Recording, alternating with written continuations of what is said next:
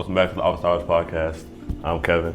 And I'm Kobe. And in today's episode, we'll be talking about midterms in college, tips on how to prepare yourself, how to do well, how ours went, and yeah. All right. Like that. So you want to go first? Talk about yours. Yeah.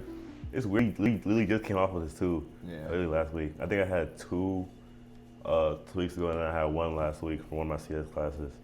And I'm not gonna lie, I thought I came out there on top, but one of the one of the exams was cooked. I'm not gonna lie, bro. What class? I had one for my math 3. It's math.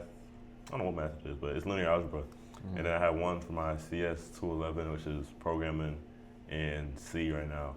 And then I have another one in my CS 251, which is C++ data structures. That one's pretty hard, but I ended up doing good on the data structures one. I got like a 92 on that one, so that was good. The math one I got like 95, and then on the other case one I got a 78, which is in reality it's not bad, but it could have been better. But I think for the first midterm, it could have been better. Yeah. But shoot. That's how it be. What you had?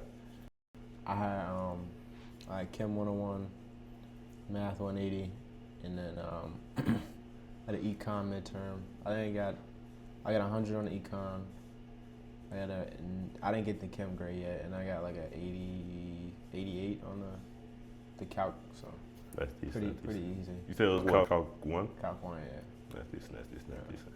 For me, I don't know. Maybe it's just my first semester, but like, I don't think it's that hard. Like, no, it's not. It's not gonna be hard your first year. I'm not gonna lie. Yeah. And it's on top of the fact that you have so much more free time to actually study for. I feel like freshman year. Yeah. Because the workload isn't even as high as it can get. No, it's not. Yeah, we had like homework once a week maybe. Yeah. And then just studying. And then coming around midterm season, that's when most teachers slow down the coursework and start like they do review sessions in class even. So if you pay attention in class, you're gonna be good. Yeah, for sure. For sure. Well, what did you do to prepare for yours? My midterms. Yeah.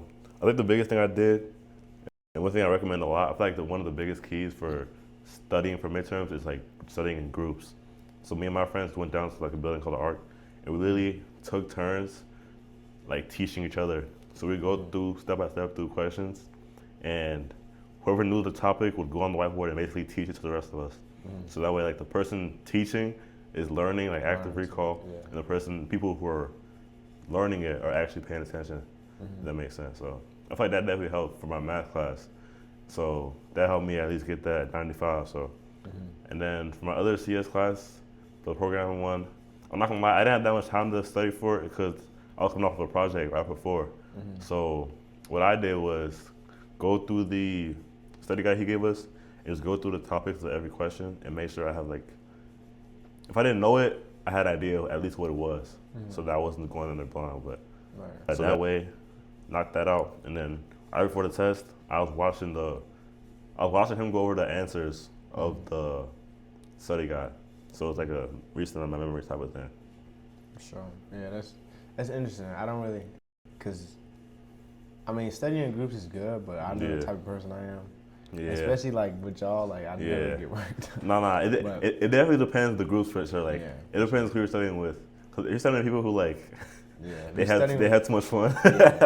You're not gonna learn anything, bro. But if you get a good group of friends who one want to actually study for real, and two like are smart enough to like be on your level, I guess. Right. Yeah, if that makes sense, then you're gonna get some stuff done. Yeah. That's kind of why I like studying by myself. Just I know what I know. I know what I need to know. And when you have other people, it's like, are they on the same level as you? Like, or same kind of in the class, like, do they know what you know type of thing? Right. Also, I feel like studying in groups is good because when you know something and you're able to teach it, not only are you solidifying it in your brain, but you're also teaching people the things. But you never know. Maybe you don't know something, but somebody else knows it. Now they're able to explain it to you in depth, and it's like help most of y'all at the same time. So that's how I see it. But I don't study in groups for everything though. Like for CS, I don't think you really study in groups for CS like that. Because like you got to know each intricate like line of code, what it does, and all that. And obviously it helps to ask questions to all that stuff. But to actually learn entire subjects, it's probably better to do it by yourself. Yeah, I'll probably get more into that next semester just to have more classes and stuff. But yeah, I don't know. I don't know if do you use Gemini to study or anything like that? A little bit, but the way I use it is some teachers will give you a study guide, but not an answer sheet with it. Yeah. So sometimes I use it to like find the actual answer, make sure I'm getting it right, or I'll use it to like explain this to me if I don't understand something. But that's probably the only way I think I can use it during actually studying. I use so they have these things called gems. That you can make a gem, and you basically tell it like how you want to act. So for my calc class, I'll tell it act like a math teacher or something like that. Yeah. And then you upload any like notes or anything you want, and then if you turn on the guided learning tool, you can use that to teach you like any concept. So what I'll do is I'll just use that to learn the concept, and then once I learn it, I'll just practice it. So I'll go through every topic on the test. So do you feed the agent the actual study guide or something? Yeah, I'll take like the lecture notes, and then like for my calc class, I took the lecture sheets for each topic or each unit, and then I put in. We have practice exams. I put that in there, and then like the reference sheet, so like what topic and stuff was gonna be on the test, and then I just went from the beginning of the unit to the end, learned all the topics, and then I just practiced it. So that makes sense. And then doing it each day, I learned is like instead of just cramming it all in one day, if you do like 30 minutes an hour each day, like you remember it way easier. And you know basically everything by the time the test actually comes. Yeah, so like a week or two before, I would do that and just do a little every day, and then by the time you get to the test, it's just easy. Good. That's one thing I noticed too. When you stretch things out like that, it makes it way easier and it's less stressful. Like even thinking about studying. Yeah. I feel like it's a weird middle ground though, because you can get either where you're trying to do it little by little, or you procrastinate. Because at the end of the day, it's not that much to learn until it's too late, and now it is that much to learn, and now you're cramming it all. Yeah, I just try not, because I am a procrastinator, so I just try to, even if I do 10 minutes, I do one problem. I try to do something beforehand, so I'm not just doing it all the day before or the weekend before, whatever. Yeah. So how early would you start like doing that? Like start studying it little by little? I mean, it depends on the class. It depends on like how I'm doing the class. Like if I'm behind in the class, like I didn't pay attention in the last lecture or whatever, probably 2 weeks, I'd say, just so I can learn everything I missed and then review everything. But say a week or two, just do a little every day, and then I feel like that's one thing I gotta get more like in depth with or in touch with, like studying way more ahead than the actual exam. Because for math, I started studying the weekend before, which for me it was enough time to actually get a grasp of the concepts. But the only reason it was like that is because the test was basically like a reflection of the study guide. So that's how I did better on that. But classes where you gotta just know stuff, I feel like studying ahead of time was definitely gonna help with that too. Yeah, just getting it into your memory is what is how you do good. Because luckily all the tests I've had have been just like the study guide, but I know I'm gonna have a class one day where it's like random. Yeah, so that's why it's not about just like memorizing this problem or this type of problem. You actually gotta know the concept, remember it, and so I feel like that's one thing that I noticed in college, and I don't know if it's like that for other colleges too, but a lot of the exams are very, very similar to the study guides. Like if you know a study guide, you can get an 100 on an exam. For sure. Like easy. They might throw like one question in there that's different, but it's usually the same. My math class too, he like every test is the same, and he'll give you the test from last semester. So it's basically the same structure. You know how to do this problem, you'll be set. You're so good. I feel like that. For that, it's easy, but I'm already knowing I'm gonna pass one day where it's just. I like those classes, like when you get hired, like you get to 300, 400s, that's when they're gonna start actually testing your knowledge for real. Yeah, but shoot. I mean, as long as you prepare, that's all that matters. What advice would you give? What advice would you give others on how they can prepare and what they should expect for the midterms in general? Yeah, like if they maybe they're in high school or something.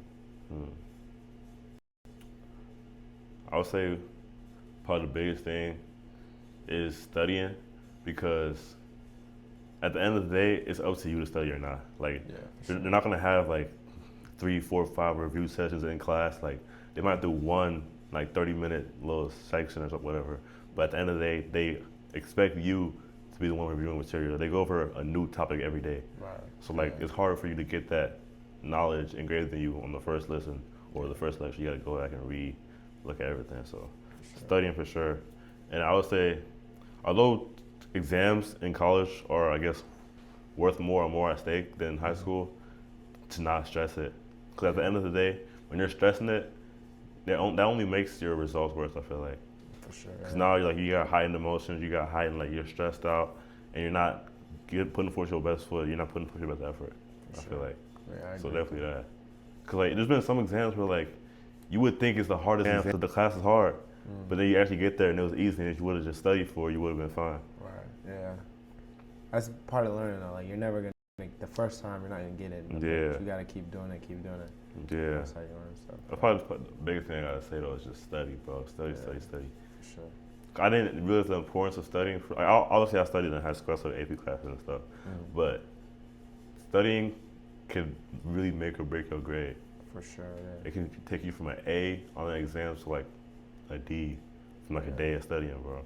Yeah, I never studied until now, so that's one thing I'll say is you gotta learn like what type of person you are, like how do you learn, like are you a procrastinator, do you learn quick, all that kind of stuff, and like be honest with yourself, and figure out when you can study and how you want to study based on that, because the teachers, I mean, they teach a new topic every day, but they don't really like teach it for real. They'll go over it, maybe go over one problem, and then it's up to you to pick up the material. So you really gotta put time in outside of class and go over all the topics, all that, practice it, and so it's up to you to learn it. So I feel like that's a good point too, like really knowing the type of study you are and how you learn information.